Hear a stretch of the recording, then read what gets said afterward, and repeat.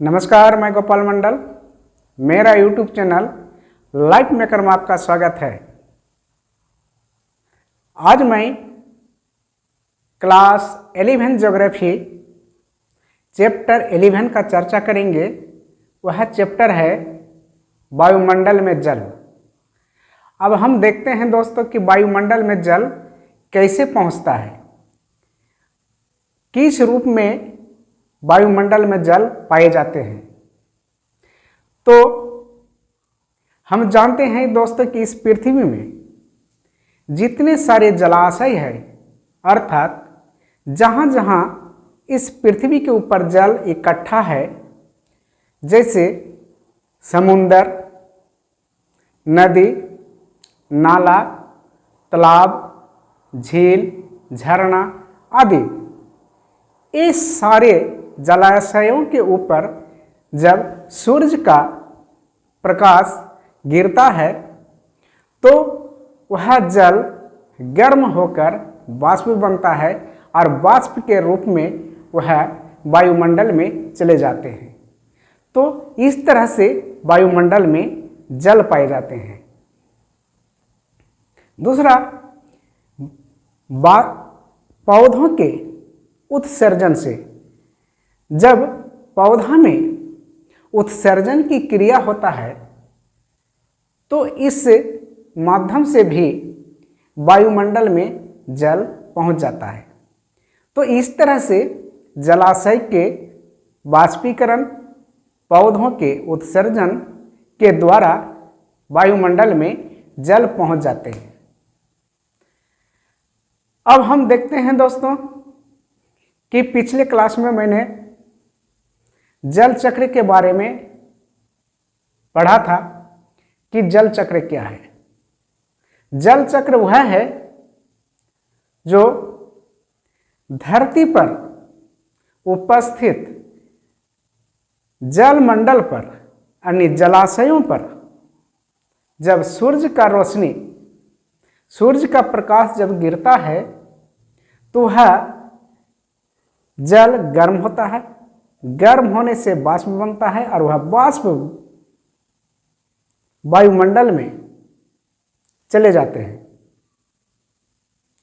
और यह वाष्प का वाष्पीकरण होता है और संघनन होता है, बादल बनता है और वर्षा के रूप में पुनः ये पृथ्वी पर आ जाते हैं।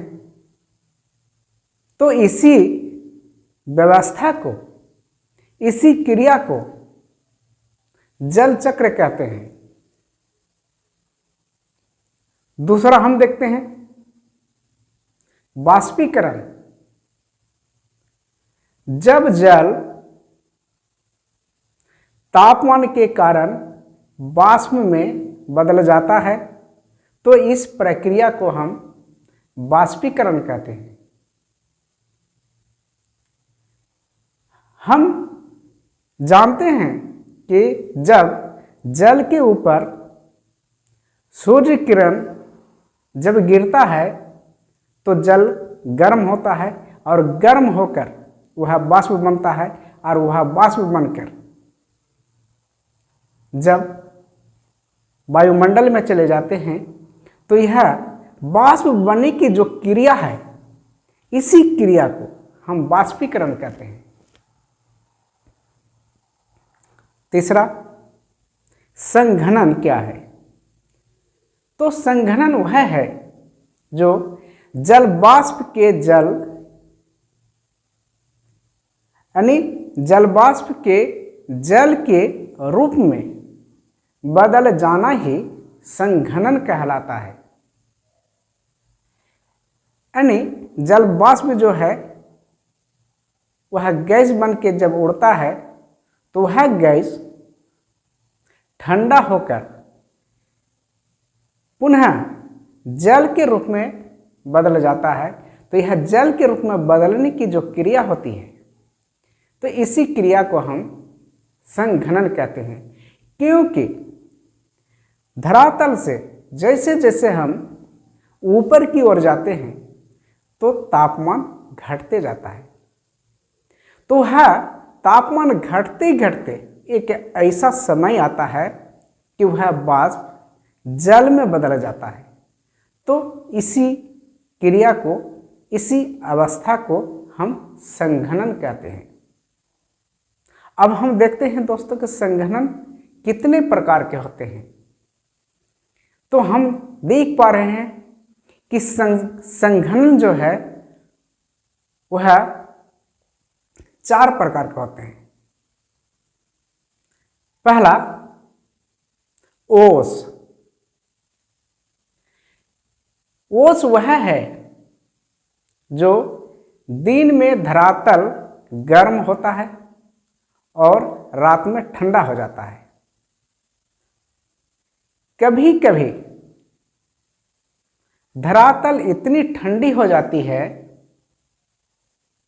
कि आर्द्र वायु जब यह ठंडे धरातल के संपर्क में आ जाता है, नजदीक में आ जाता है, तो वह ठंडी वायु, आर्द्र वायु, वह जल में बदल जाता है। अर्थात धरातल जब रात में बहुत अधिक ठंडा हो जाता है तो आर्द्र वायु धरातल के संपर्क में जब आ जाते हैं तो वायु में उपस्थित जल का जो कण है वह जल में बदल जाता है। वह जल का जो अंश जल में बदल जाता है, तो इसे ही हम ओस कहते हैं। जो आप सुबह ठंडी के मौसम में आप देख पा रहे होंगे कि पेड़ के पौधे, जो पत्ते हैं, पौधे हैं, घास है, उसमें ओस के बूंदे दिखाई पड़ता है। तो ओस का जो बूंद है वही ओस इसी प्रक्रिया से बनती है। दूसरा, तुषार।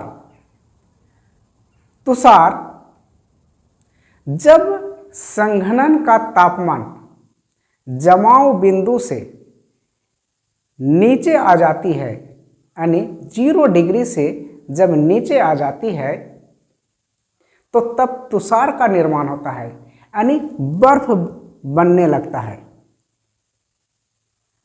हम देख पा रहे हैं कि जब पत्ता के ऊपर यानी घास के ऊपर जब वह ओस के बूंद ना होकर वह बर्फों का छोटे छोटे बूंदे, छोटे छोटे टुकड़े जब जमे होते हैं, तो इसी अवस्था को हम तुषार कहते हैं। और वह तुषार तब बनता है जब संघनन का तापमान जमाव बिंदु से नीचे चला जाता है, तब तुषार का निर्माण होता है। यानी 0 डिग्री से तापमान नीचे आ जाता है, तब वह तुषार का निर्माण करता है। तीसरा प्रकार का संघनन है कोहरा। अब कोहरा वह है जो जब बहुत अधिक मात्रा में जलवाष्प से भरी हुई वायु नीचे की ओर गिरती है, तो छोटे छोटे धूल कणों के ऊपर संघनन होने लगता है और वह संघनन होने से कोहरा का निर्माण करता है। अर्थात बहुत अधिक मात्रा में जल वाष्प से भरी हुई वायु जब नीचे आती है, तो छोटे छोटे धूलकण में वह, यानी धूलकण के ऊपर वह जमने लगता है, संघनन होने लगता है, तब वह कोहरा का निर्माण करता है। कोहरा एक तरह का बादल ही है और यह कोहरा जब धुआं और कोहरा मिल जाती है तो उसे धूम कोहरा कहते हैं। अगला देखते हैं दोस्तों, कुहासा। कुहासा वह है जो वायुमंडलीय अवस्था है जिसमें जल की सूक्ष्म बूंदें हवा में तैरते हैं, उन्हें कुहासा कहते हैं। यानी वायुमंडलीय अवस्था वह है, यानी वह वायुमंडलीय अवस्था है जिसमें जल की सूक्ष्म बूंदें हवा में तैरती है। छोटे छोटे बूंदे एकदम महीन महीन, यानी छोटे, इतनी मतली की छोटी छोटी बूंदें होते हैं वो हवा में तैरने लगते हैं। तो ऐसे अवस्था को हम कुहासा कहते हैं। कुहासा और कुहरा दोनों अपारदर्शी होती है। अब अगला देखते हैं दोस्तों कि बादल क्या है और बादल के कितने प्रकार हैं। हम देखते हैं कि बादल 4 प्रकार के होते हैं। पहला, पक्षाभ मेघ। बादल का एक प्रकार है पक्षाभ मेघ, और वह 8,000 मीटर से 8,000 मीटर से 12,000 मीटर की ऊंचाई पर यह पाया जाता है, और यह पतले तथा बिखरे हुए पंखों की तरह सफेद रंग के होते हैं। देखने में यह पंछी के पंख की तरह और सफेद रंग का यह बादल होता है, और इसकी ऊंचाई जो है 8,000 से 12,000 मीटर की ऊंचाई है। दूसरा, कपासी मेघ। कपासी मेघ की ऊंचाई 4,000 मीटर से 7,000 मीटर की होती है, और यह कपास भाषा से ही पता चलता है कि यह रुई की तरह होती है, यानी रुई की आकार के जो मेघ होता है वह कपासी मेघ कहलाता है, और यह 4,000 मीटर से 7,000 मीटर की ऊंचाई पर पाई जाती है, और यह मेघ इधर उधर बिखरे हुए दिखाई पड़ता है तथा चपटे आधार वाले होते हैं। इसका आधार जो होता है वो चपटे होते हैं। तीसरा प्रकार के मेघ है स्तरी मेघ। स्तरी मेघ वह है जो आकाश में बहुत बड़े भाग में फैले हुए होते हैं, और यह परतदार बादल होते हैं। परत दर परत, यानी देखने में लगता है कि यह एक के ऊपर एक तह में वह जमे हुए हैं। तो ऐसे मेघों को हम स्तरी मेघ कहते हैं। और यह बादल सामान्यतः ऊष्मा के ह्रास या अलग अलग तापमानों पर हवा के आपस में मिश्रित होने से बनते हैं। अब अगला देखते हैं दोस्तों, चौथा प्रकार के मेघ है वर्षा मेघ। यह वर्षा मेघ जो है यह काले रंग के होते हैं या स्लेटी रंग के होते हैं, यानी स्लेट के तरह रंग के होते हैं, और यह बादल मध्य स्तर यानी वायुमंडल के ये मध्य भाग में यानी मध्य स्तर में पाए जाते हैं, या पृथ्वी की काफी नजदीक पाए जाते हैं। और यह सूर्य किरण का अपारदर्शी होता है। यह वर्षा मेघ जो है सूर्य किरण का अपारदर्शी होता है, या सूर्य किरण को आर पार होने में बाधा पहुंचाते हैं। वर्षा मेघ जलवाष्प के मोटे परत तथा आकृति विहीन होते हैं। वर्षा मेघ का जो परत है वह मोटे होते हैं और इसका कोई आकृति नहीं होती है, आकृति विहीन है, इसका कोई डिजाइन नहीं है, कोई आकार नहीं है। अब अगला हम देखते हैं दोस्तों, ओशांक किसे कहते हैं। ओशांक वह है जो जिस तापमान पर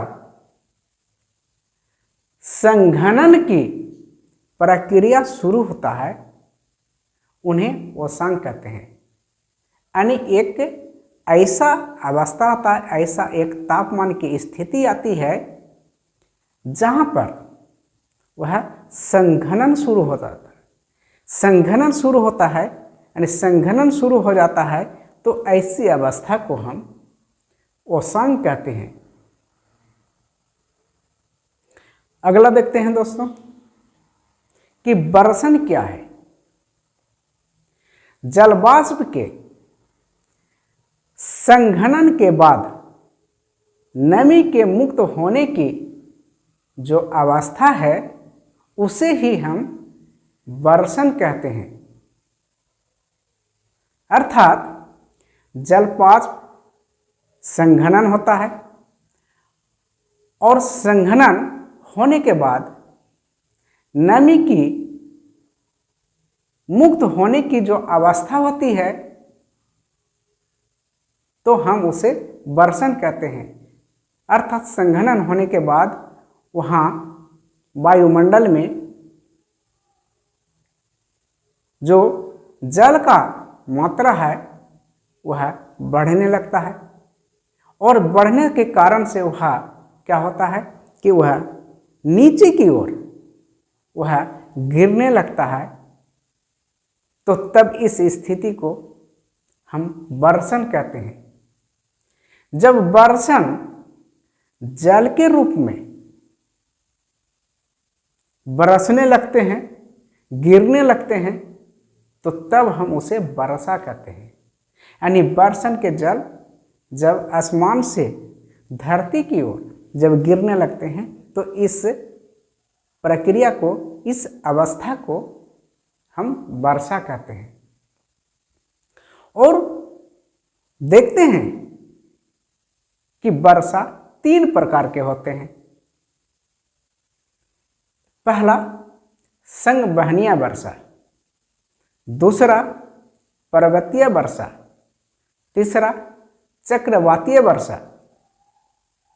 संवहनीय वर्षा वह वर्षा है जो सूर्य प्रकाश के कारण धरातल के जलाशयों के ऊपर जब सूर्य का किरण पड़ते हैं तो जलाशय के जल गर्म होकर बाष्प बनता है और बाष्प बन के ऊपर की ओर जाते हैं। ऊपर जब जाते हैं तो वहाँ तापमान धीरे धीरे घटता है। धीरे धीरे तापमान घटने के कारण संघनन होता है। संघनन होने के बाद बादल बनते हैं और बादल बनने के बाद वह बरसने लगते हैं। तो इस प्रक्रिया को हम संवहनीय वर्षा कहते हैं।